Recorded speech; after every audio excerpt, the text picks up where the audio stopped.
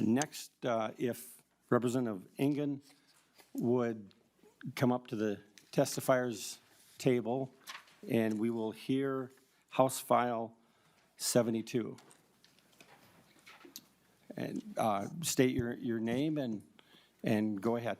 Thank you, Mr. Chair. It's great to be back in the Elections Committee. I was here for a very short-lived period of time, but you couldn't keep me away. So I want to share with you House File 72 this morning, this afternoon. What time is it?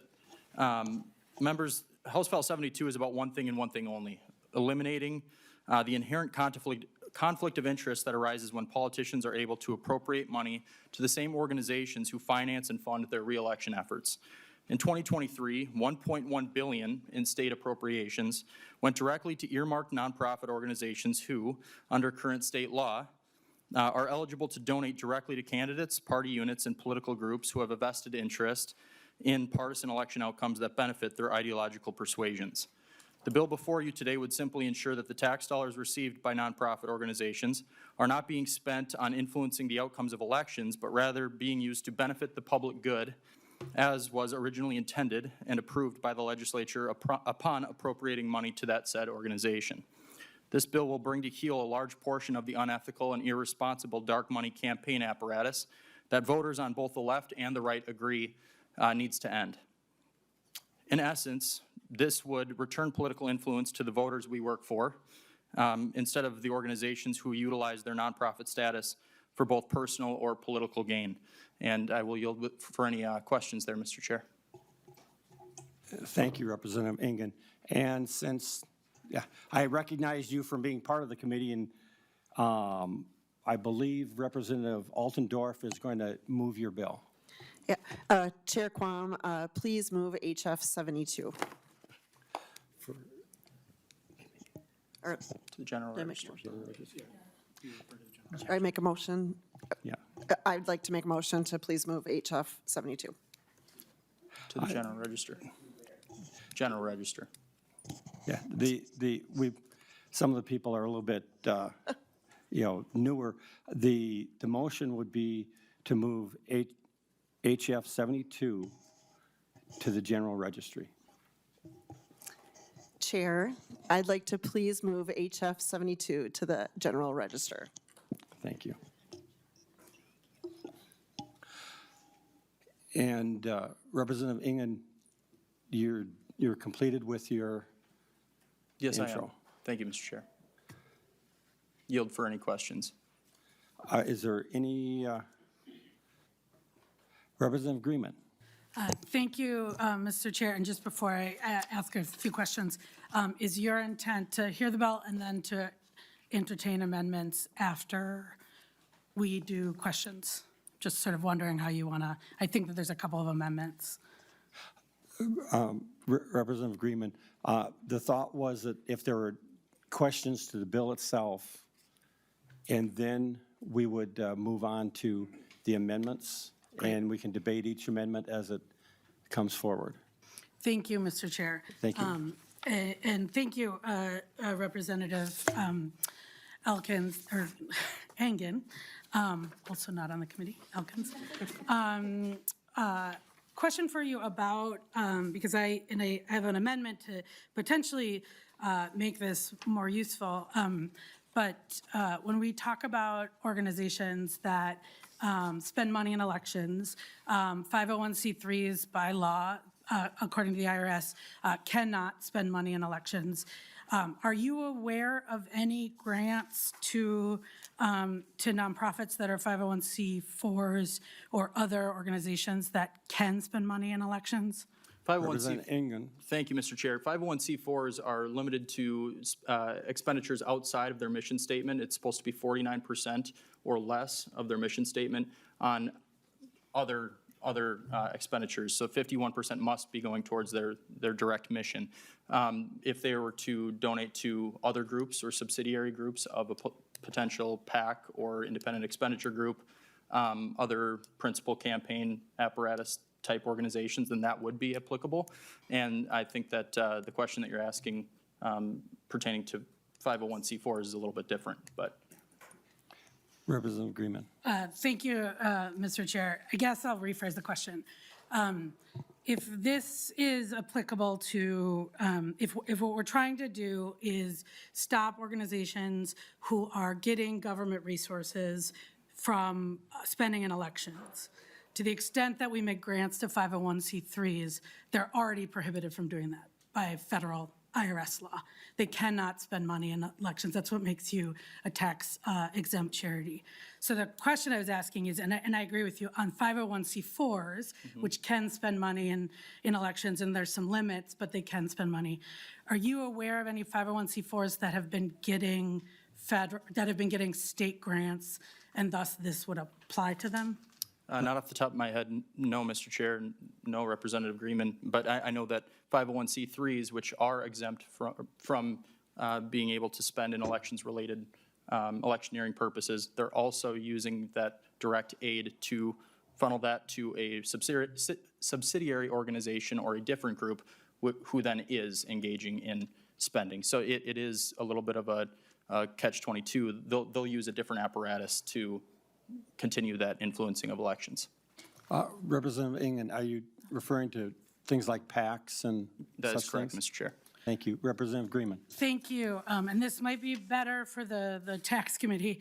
But if there is a 501c3 and a 501c4 and they're affiliated with a PAC, that money is raised very differently in their different political organizations. If there are 501c3s that are actually raising tax exempt dollars and giving them to a 501c4, that would be a violation of tax law, and I'm not aware of that. I guess back to this bill, and I have a few amendments to actually, I think, I agree that we want to make sure that when we are spending state dollars, that it's gone for the things that Minnesotans want us to be spending money on. And I also agree that we should be really careful about the folks who get not just grants, but also tax breaks and all sorts of things in the way they're trying to influence the election. So when we get to amendments, I'll have an amendment that I actually think will apply this bill to a set of people who actually are spending money in our elections and getting the benefit of government decision-making. I think as it relates to now, it feels a bit like a message bill because 501c3s, which are the folks who are getting government grants, as you're talking about, are legally prohibited from spending money in elections. So I think the set of people it would cover would be zero. Representative Greenman, since there's no one else on the list and it seems as if your amendments are integral to the questioning of the structure of the bill, why don't we go ahead and you make your amendments and we can go forward. Thank you, Representative Quam. I would offer the A1 amendment. So Representative Greenman moves the A1 amendment.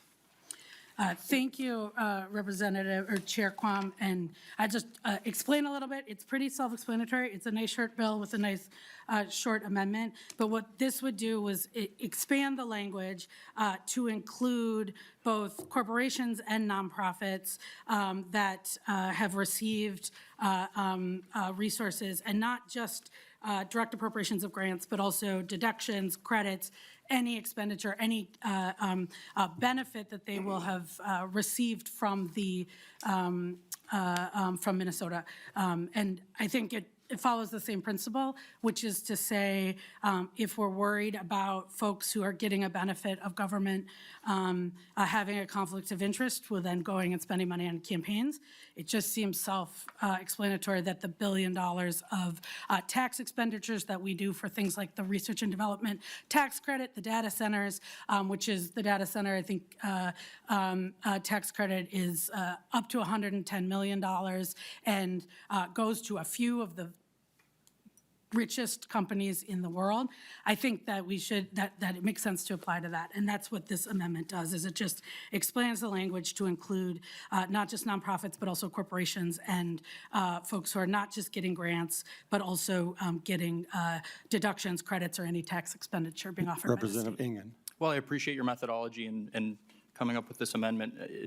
It's outside the bounds of what we're looking at here. We're looking at direct appropriations to a specific organization who's then using that money outside of the purview of performing said duty that the legislature had appropriated that money for, and then going outside of that to spend in political-related spending. So I'd love to work with you offline on something that narrowly tailors to this amendment that you're looking at bringing here, but I think it is outside of the purview of what I'm trying to do here, and for that reason, I'd request a no vote on it. Representative Ann. Thank you, Agreement. Representative Quam. And I appreciate your opportunity to work with you. It's disappointing because if the goal is to create both transparency and avoid conflict of interest, and I think we should be for avoiding conflict of interest. I think we should be a model, unlike what's happening at the federal level. It would just make sense that, I mean, you can name Meta is one of the biggest beneficiaries of the data centers tax credit.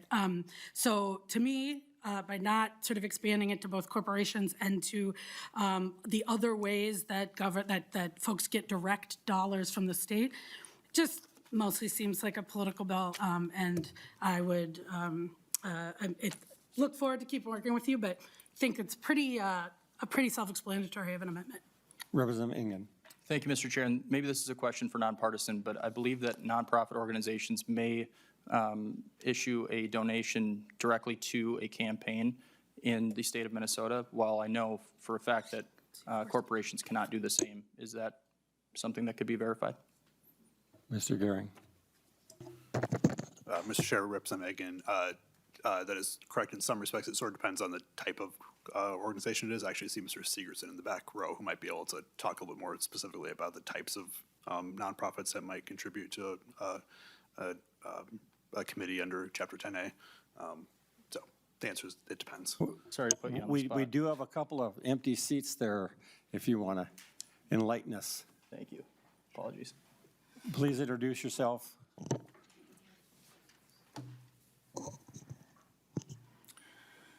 Good afternoon, Mr. Chairman and committee members. My name is Jeff Sigurdsson. I'm the Executive Director with the Campaign Finance Board. I believe you're referring to in 211B15, there is an exception for limited types of nonprofit organizations to make contributions to in Minnesota. Give me a moment to get turned to it.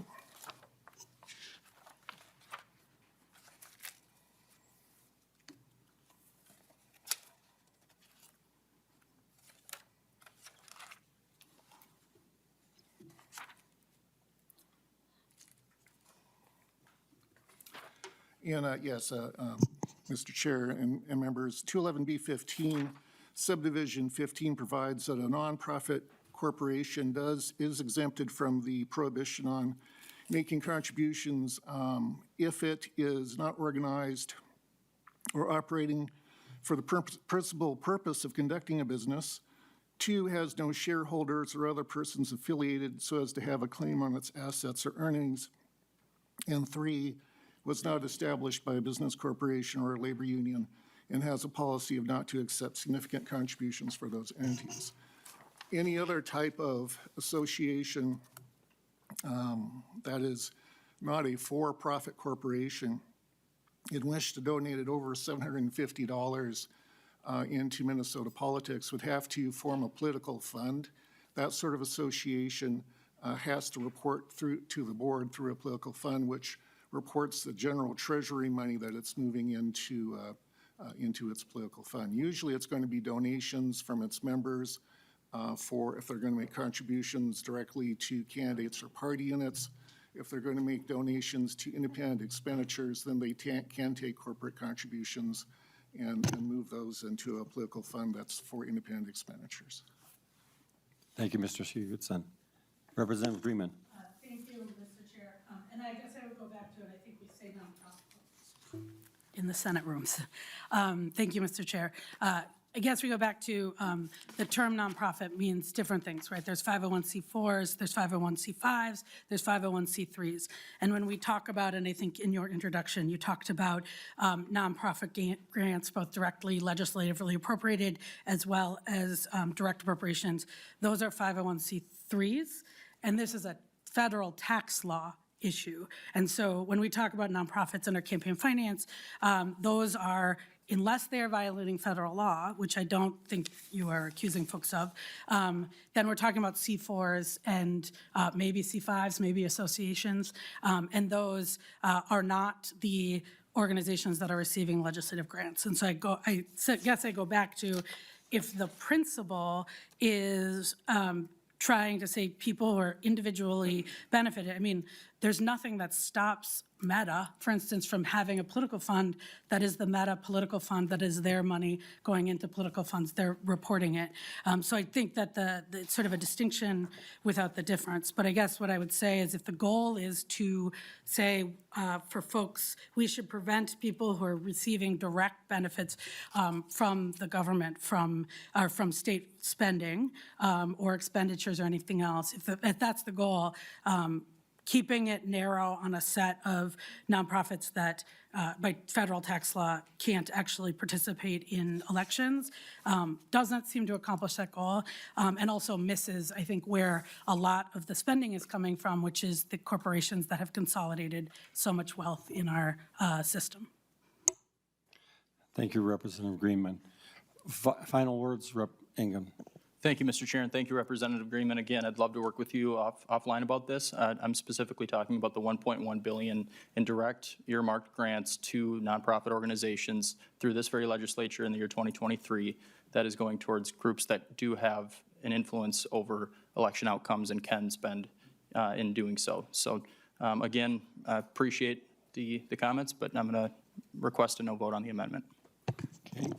All in favor of the amendment? Mr. Chair, could I request a roll call? Roll call has been requested. Please take the roll. Representative Quam. No. Representative Altendorf. No. Representative Acomb. Yes. Representative Coulter. Aye. Representative Davis. No. Representative Gordon. Representative Greenman. Yes. Excuse me. What? Representative Gordon, what was your vote again? No. Representative Lee. Yes. Representative McDonald. No. Representative Roach. No. Representative Vernig. Yes.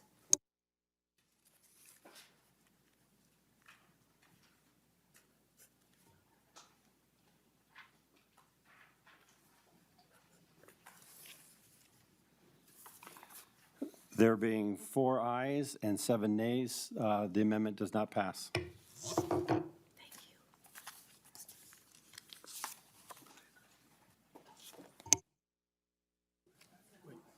you. Right? No. Yeah, 5.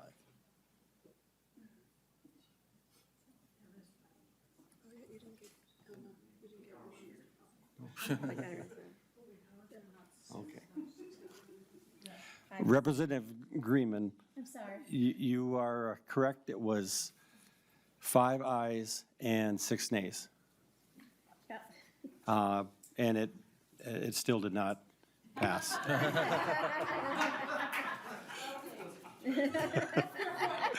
Representative Greenman, you had another amendment which you wish to move? I do, and I thank you, Mr. Chair.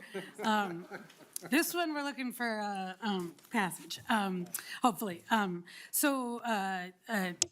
Representative Engen, this is disclosure bill, so this actually wouldn't change in your bill who it applies to. What it would do, and this is a bill that is about this issue that we have of, to the point of people giving to other organizations that make their donations transparent or opaque, not transparent. So one of the things we see in every election is organizations that, let's call it Minnesotans for Hot Dish, and their biggest contributors are Minnesotans for Wild Rice, Minnesotans for Potato Chips, and Minnesotans for hot dogs. What voters don't know who those contributors are. They don't know why they're giving it. They don't know how to evaluate that resources. And what we know is I'd say anybody knocking on doors know that voters from across the political spectrum are pretty unhappy about dark money. They're unhappy about the amount of money in our elections. The last election biennium, I think that there was a lot of bipartisan discussion about how we deal with the issue of special interests and big money in our elections, but I think that there's a lot of consensus that it's a problem. What this bill does, and it's a bill that is modeled off of what they did in Arizona on the ballot, which is it requires for contributions over $5,000 that you actually know who the original source of that contribution is. And so Minnesotans for Hot Dish could still get a contribution from Minnesotans for Wild Rice, but if that contribution was over $5,000, you'd actually have to be able to say the individual person or the business that took it out of their general fund and did it. And it is been working on, I think Senator Port has it in the Senate, and the reason it's long is that it adds a bunch of protections. So if you're contributing less than $5,000, that contribution into the independent expenditure doesn't need to be reported. And then it also requires that each of these organizations have to say who the top 3 contributors are. And again, the real purpose of this is exactly what I think you said in the intent of this bill, which is voters should be able to know, one, who's trying to influence their vote. They should know what interests they represent, and they should have that transparency. And that's all this bill does. It doesn't actually limit any spending. It just requires that disclosure back to the original source. Thank you, Mr. Chair. Thank you, Mr. Chair, and thank you, Representative Greenman, for the amendment. I definitely understand what you're trying to get at with this. There's a couple issues that I see with the current language of your amendment. For example, somebody could contribute $4,999 and then do so a number of times, which would then make them not appear on that donor anonymity withdrawal. They could also give via third parties. They could give in other means, which would then have them shielded from that disclosure. And second, I see some issues with this because of doxing, because of potential issues that arise when somebody is no longer anonymous when contributing to, for example, the Hot Dish Fund, which I'd definitely be a part of. But that there's some inherent issues with this particular amendment, so we should also work with this offline and see if that's something that we could bring potentially to a floor amendment at a later date. Representative Greenman.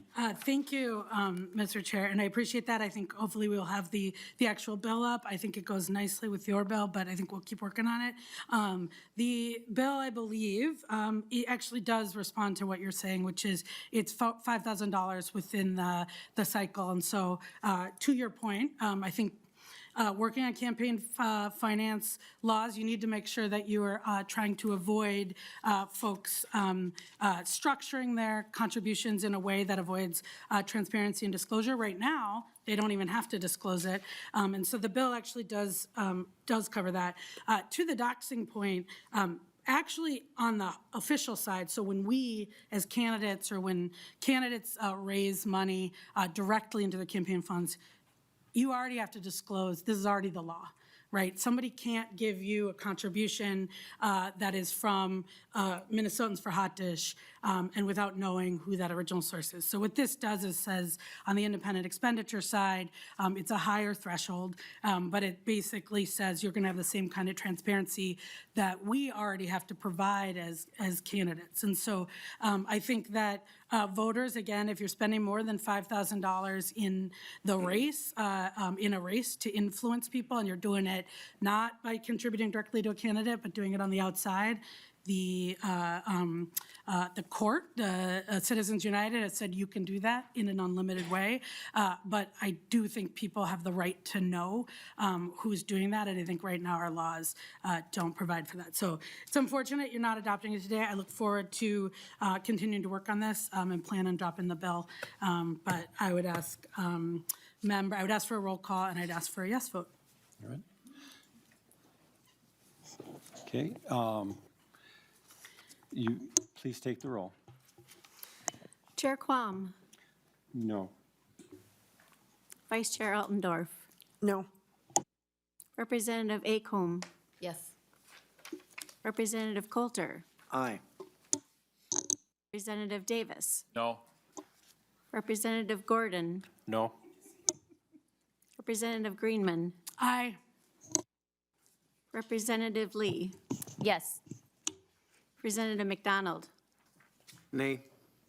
Representative Roach. No. Representative Vernig. Yes. Seeing 5 ayes and 6 nays, the amendment does not pass. Was there a Representative Coulter? Excuse me. Thank you, Mr. Chair. And for members' reference, I'm offering the A2 amendment. And this is an amendment, I think, based on, how you representing and how you have described your bill, I think really just sort of cuts to the chase and gets after what I think we all have heard, to Representative Greenman's point, on the doors, but I think more broadly too, which is that folks are just sick of the outside dollars. They're sick of these organizations. And, how many folks really look at the disclosure at the bottom of the mail pieces they get or whatever and see, it's from 501c4 or it's from whoever. Folks are just sick of the outside dollars. They're sick of these organizations who may or may not know what's actually happening in our communities, spending to attempt to influence elections. And so really all this amendment does is just make it clear that the only people who can spend on elections, who can make campaign expenditures, are people. And kind of feels like that didn't used to be such a revolutionary concept, but here we are. So that's my amendment. Thank you, Mr. Representative Coulter. And I like that you're trying to get rid of sickness. Representative Engen. Despite my voice, yes. Thank you, Mr. Chair, and thank you, Representative Coulter, for the amendment. I believe that this would actually create some inherent constitutionality questions, and this would be litigated potentially all the way up to the Supreme Court, where they've already ruled on this. So with that being said, I'd love to work with you offline as well, find out ways where we can crack down on that dark money that is influencing a lot of our elections. In particular, my bill is trying to address the $1.1 billion in direct appropriations towards nonprofit entities who received money in 2023 alone. But again, would love to work with you offline about this, but I would request a no vote on the amendment. Representative Coulter. Thank you, Mr. Chair. And I do want to emphasize a point, first of all, that Representative Greenman made, that it sounds like from some of the comments that have been made here that we are alleging violations of federal law. I serve on, well, I guess we all serve on committees that have heard direct appropriations from the state, and I'm not by any means encyclopedic, but I am certainly not aware of any state appropriations, grants, et cetera, that have gone to 501c4s. And 501c3s are prohibited under federal law from spending on elections. So first of all, it makes me wonder, if that's the issue, if the issue is people violating law, then I don't know that we need to be rewriting the law. But I will just request a roll call on this amendment. Thank you, Mr. Representative Coulter. Please take a roll. Chair Quam, No. Vice Chair Altendorf, No. Representative Acomb, Yes. Representative Coulter, Aye. Representative Davis, No. Representative Gordon, No. Representative Greenman, Aye. Representative Lee, Yes. Representative McDonald, Nay. Representative Roach. Representative Vernig. Yes. Seeing 5 ayes and 6 nays, the amendment did not pass. Representative Engen, a closing? Thank you, Mr. Chair. And again, this is about making sure that Minnesota's elections are determined by Minnesotans. And anything we can do to crack down on the dark money campaign apparatus that's currently creating an inherent conflict of interest amongst both legislators and those entities and organizations, we should try to fix. So I mean this with sincerity. I want to work with you guys on the other side of the aisle when it comes to finding amendments or ways in which we can agree on eliminating some of this. So please, if we could talk offline, I'd be more than happy to do so. But to Representative Coulter's point that this simply isn't happening, I would refer to Dina Winter, who actually did a very large deep dive into some of the 1.1 billion in spending that was appropriated in 2023. One of the organizations, Ishurun, was appropriated over $4 million in state money, and then later on went to file a 2020 political action committee, kind of a side gig alongside this nonprofit. And their 990 is showing that both the nonprofit and the PAC is registered out of the exact same address, and utilizing state funds interchangeably with that PAC. So this is an inherent conflict. It's something that we should crack down on, and it's something that we should say no more to. So again, thank you to the members of the Elections Committee for the lively discussion and debate, and I'd love to continue working with you guys offline about this. Thank you, Mr. Chair. Thank you, Representative Engen. Representative Altendorf, did you want to renew your motion? Yes, I would like to make a motion that HF72 is moved to the general register. Representative Altendorf renews her motion. Mr. Chair. All in- Mr. Chair, Representative McDonald. did we want a roll call on this, Mr. Chair? Representative McDonald, are you requesting a roll call? Mr. Chair, I'm requesting a roll call. Okay, please take the roll. Chair Quam, Aye. Vice Chair Altendorf. Aye. Representative Acom, No. Representative Coulter, No. Representative Davis, Yeah. Representative Gordon, Aye. Representative Greenman, No. Representative Lee, No. Representative McDonald, Aye. Representative Roach, Representative Vernig, No.